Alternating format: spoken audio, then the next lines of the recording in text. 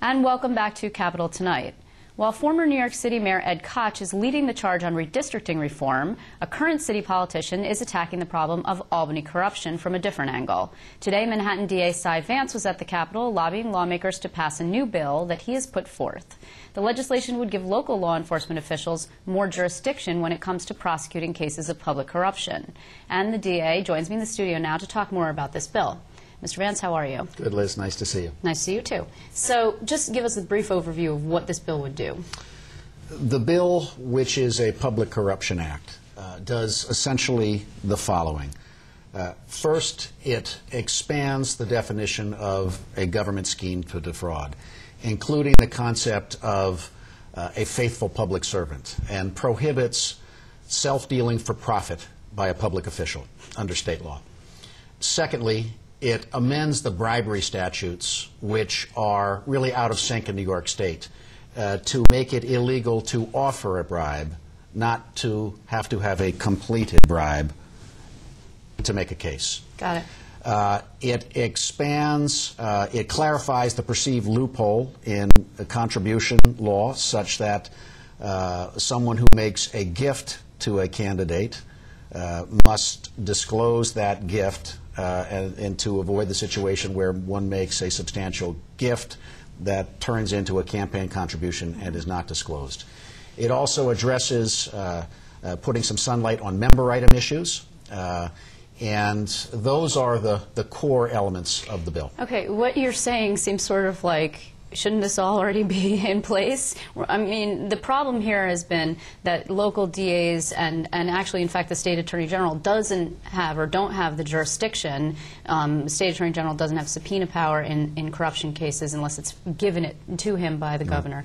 So it's the feds who have been taking the role on this, in the Bruno case, for example, and then in the city from the city council, quote-unquote, slush fund. Were you surprised to learn about this loophole, or rather all of these loopholes? Well, I think we have understood this as deficits in state law for some time, and I was elected to be the district attorney in November of this year, and the 2 years working up to that campaign, amending the public corruption laws and focusing on public corruption as a state county prosecutor's office was a priority of my campaign.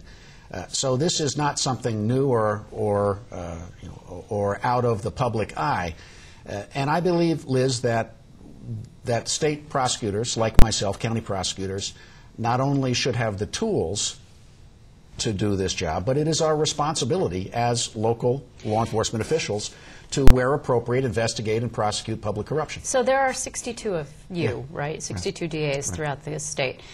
It seems law enforcement has sort of a little bit of a history of being territorial, if you will. Sometimes. So not to insult anyone, but so it seems to me that the danger could be 62 different fiefdoms of people all battling to bring down corrupt public officials. How is it going to be that you're not all stepping on each other's toes, and the Attorney General and the feds? There are concurrent statutes in federal and state law that cover a whole range of proscribed acts, from securities fraud to terrorism to guns, and it is it's nothing novel to have state prosecutors with jurisdiction that is coextensive with federal prosecutors. That's been around a long time. The reality is that it has always been the responsibility of a county prosecutor to investigate corruption. We just lack the tools to do it as effectively as we should be able to do it. Now, are there going to be situations where federal prosecutors and state prosecutors are going to potentially have coextensive jurisdiction in an amended statute? Sure, that's a possibility. But that's nothing new for us to work out between two offices. And I would finally say, if I can just finish the priority. Please do. Finish the point.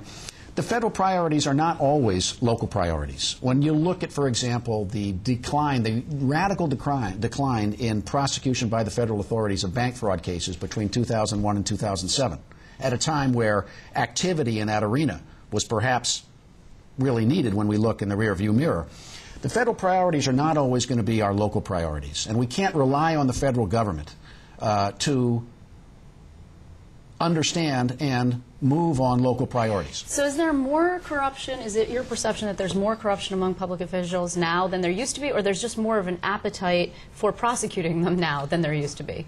It's hard to know the answer to that. Clearly, in the last 18 months, we have read and seen incidents that are alarming and disturbing to the public, from Albany to New York City. City government, state government, and our office has prosecuted, since I've been district attorney, public employees who are engaged in bribery and graft.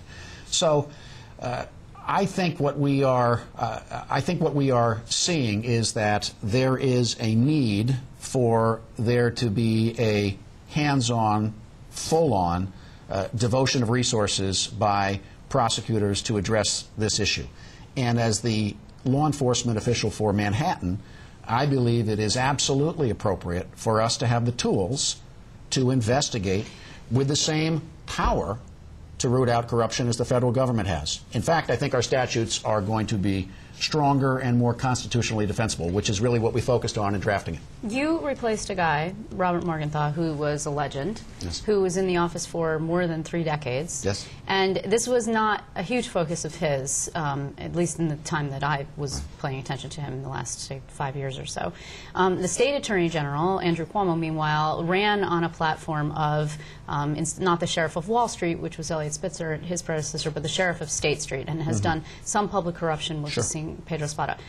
So this is a little bit of a new focus for the Manhattan DA, and I got to ask, coming up to Albany, I've never seen you here before, although you're new. I haven't been here before. I did not. You have been here before. Sure. But since you took office in January? Yes. Oh, for what? Oh, no, that's not true. Right. State of the State. I did see you for State of the State. Here. I mean, I have been here a handful of times. I'm not a regular visitor to Albany. That is true. Are you interested in some kind of higher office? No. I am really here.